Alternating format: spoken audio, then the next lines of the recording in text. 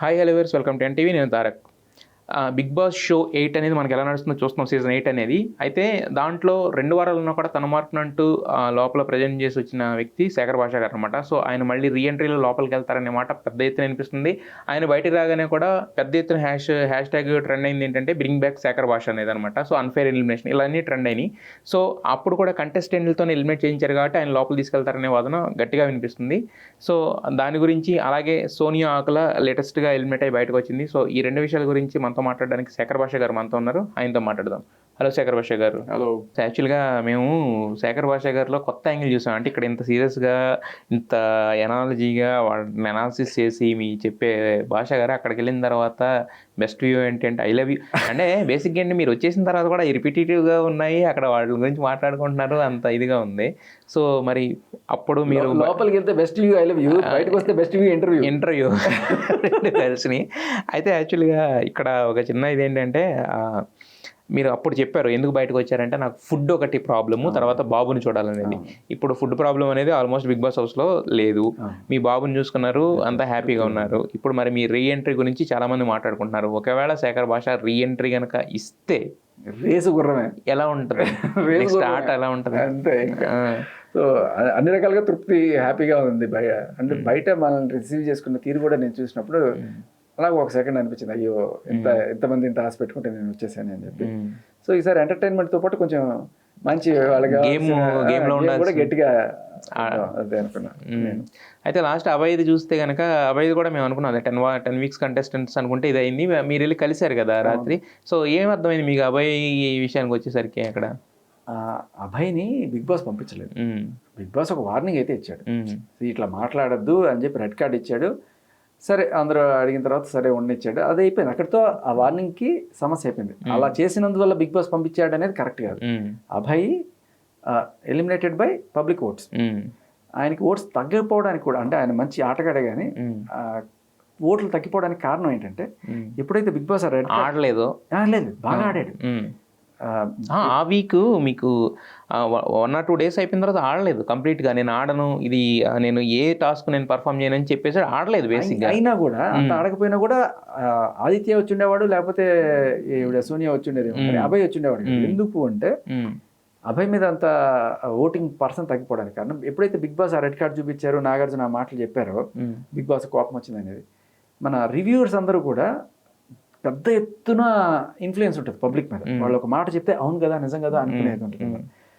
Generally ఒక school గ్యాదరింగ్లో back bench స్టూడెంట్లు కూర్చొని సరదాగా మాట్లాడుకుంటే ఆ టీచర్ అట్లా ఈ టీచర్ ఇట్లా అని మాట్లాడుకుంటుంటారు. అలాగే ఆఫీసులో కూడా బాస్ కొడతాడు అని చెప్పి ఇది జనరల్గా ఉండేదే. వాళ్ళు చూసి చూడనట్టు వదిలేస్తుంటారు, బాసులకి టీచర్లకి తెలియదా ఈ విషయం. అలాగే బిగ్ బాస్కి కూడా తెలుసు ఈ విషయాలన్నీ కూడా. బట్ మరి ఏదో మరి శృతి మించుతోందని ఒక వార్నింగ్ ఇచ్చారు. కానీ మేబీ కొంతమంది రివ్యూవర్స్ వైల్డ్ కార్డ్ ఎంట్రీలో మనకి ఏమన్నా ఛాన్స్ వస్తుంది, అందుకని బిగ్ బాస్కి మనం సపోర్ట్ చేస్తే బాగుంటుంది, బిగ్ బాస్ డిసిషన్స్ని మనం చేయాలి అనుకుని ఆ డిసిషన్ని కొంతమంది నిజాయితీగానే తప్పు పట్టుండొచ్చు, కొంతమంది ఈ రకంగా కూడా తప్పు పట్టుండొచ్చు. బట్ ఏమైనా రివ్యూవర్స్ గట్టి ఎత్తున పెద్ద ఎత్తున ఇన్ని తప్పు పట్టారు, అది జనాల్లో గట్టిగా వెళ్ళింది. దానివల్ల ఓటింగ్ శాతం తగ్గింది. కానీ రెడ్ కార్డు చూపించింది శనివారం, అప్పుడు voting lines close. Big boss వార్నింగ్ ఇచ్చింది శుక్రవారం సాయంత్రం, బిగ్ బాస్ శుక్రవారం సాయంత్రం 12 గంటలకు ఓటింగ్ లైన్స్ క్లోజ్. ఇదంతా ముందు కదా జరిగేది ఓటింగ్ ప్రాసెస్ అనేది? కాదు మీకు అది జరగడానికి అన్నా 1 day ముందు జరుగుతుంది. రివ్యూవర్స్ బిగ్ బాస్ లో చూపించడానికి ముందే రివ్యూలు. అవును, అదొకటి ఉందిలే. అది నాన్ స్టాప్ వచ్చిన తర్వాత ముందే వాళ్ళు చెప్పడం మొదలు పెట్టారు. అది ఓటింగ్ ఎఫెక్ట్ ని బాగా ఎఫెక్ట్ చేసింది అంటారు. సో మరి ఇప్పుడు సోనియా ఎలిమినేషన్ జరిగింది. సోనియా ఎలిమినేషన్ మరి ముందు ఊహించారా, లేకపోతే దీన్ని ఎలా చూడాలి? దీన్ని అంటే అసలు 4 వారాల కంటెస్టెంటా లేకపోతే 8 వారాల సోనియా ఎలిమినేషన్ అనేది పెద్ద ఎత్తున ఒక రాజకీయం. అది బిగ్ బాస్ ఏ రకంగా రాజకీయం? ఇది జనాలకి బిగ్ బాస్ కి మధ్య జరిగిన ఒక పెద్ద ఆట. బిగ్ బాస్ ఎలా అయినా సరే ఆవిడని ఉంచుకుందాం అని చెప్పి లాస్ట్ ఉంచుకుందాం అంటే అదే ఉంచుదాం అని చివరి దాకా ట్రై చేసినట్టుగా అనిపించింది. అండ్ జనాలు ఎలాగైనా సరే ఆవిడని పంపించాలి అని చెప్పి. జనరలీ ఆదిత్య ఓంకి ఓటింగ్ శాతం తక్కువ ఉంది, ఆయన బయటకి ఎక్కడ పంపించేస్తారో పంపించాలని చెప్పి ఆదిత్య ఓంకి ఫేవర్ గా లేని వాళ్ళు కూడా సోనియా మీద అగెనిస్ట్ ఉన్న వాళ్ళు ఆదిత్య ఓంకి క్రాస్ ఓటింగ్ జరిగింది. ఆ క్రాస్ ఓటింగ్ పుణ్యమా అని ఆయన కొంచెం లీడ్ లోకి వెళ్ళి ఈవిడ కిందకు వచ్చేసింది. ఈవిడ అంటే బై ఫార్ మార్జిన్ కిందకు వచ్చేసింది. ఈవిడ ఎట్టి పరిస్థితిలో ఇప్పుడు ఎలిమినేషన్ అయిపోవాల్సిన పరిస్థితి. ఇప్పుడు ఎలా కాపాడాలి ఈవిడ్ని? సో ఎప్పుడు లేని సడన్గా మణికంఠ టక్కుమని డేంజర్ జోన్లోకి వచ్చేసాడు. డేంజర్ జోన్లోకి వచ్చేసిన తర్వాత ఇప్పుడు అంటే ఒక ఛాన్స్ తీసుకుందాం. ఇప్పుడు శేఖర్ భాష, ఆదిత్య వీళ్ళిద్దరిలో ఏదో ఛాన్స్ తీసుకుందాం.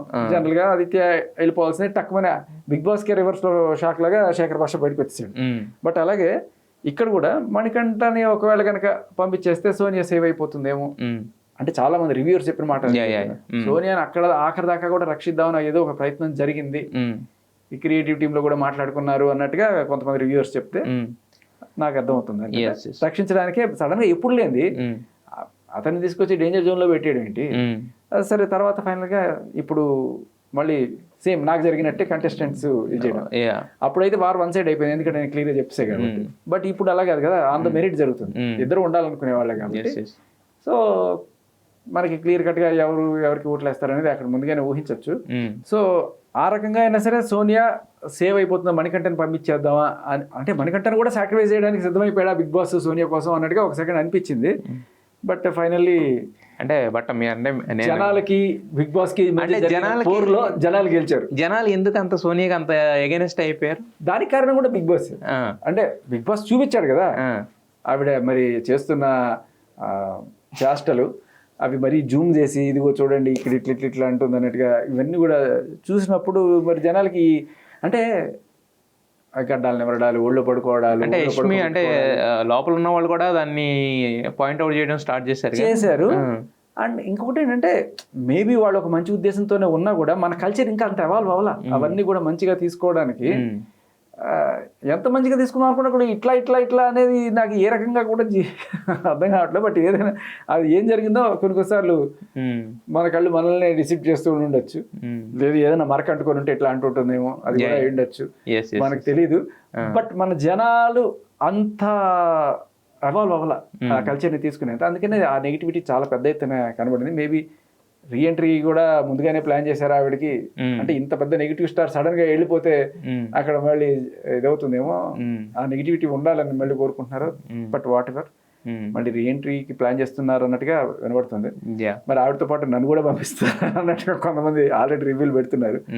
బట్ ఏదేమైనా జనాలతో ఎలిమినేట్ చేయబడలేదు, కంటెస్టెంట్స్ తో ఎలిమినేట్ చేయబడ్డది శేఖర్ భాష, నేను అండ్ ఈవిడ ఇద్దరు కూడా కంటెస్టెంట్స్ తో ఎలిమినేట్ చేయబడ్డారు. కాబట్టి మేబీ ఒకవేళ ఆవిడ కనుక ఛాన్స్ ఇస్తే శేఖర్ భాషకు కూడా ఛాన్స్, ఎయిడ్స్ ఏదని కూడా వస్తే నామ కూడా వస్తాడు అన్నట్టుగా కొంతమంది పెడుతున్నారు. బట్ మనం ఏం ఊహించలేం. బిగ్ బాస్ ఈజ్ ఇదేమి కోర్టు కాదు, ప్రజాస్వామ్యం కాదు వెళ్ళి ప్రశ్నించడానికి, ఇది ప్రైవేట్ షో. ఆయన he can take his own decisions. But if it happens I will go definitely.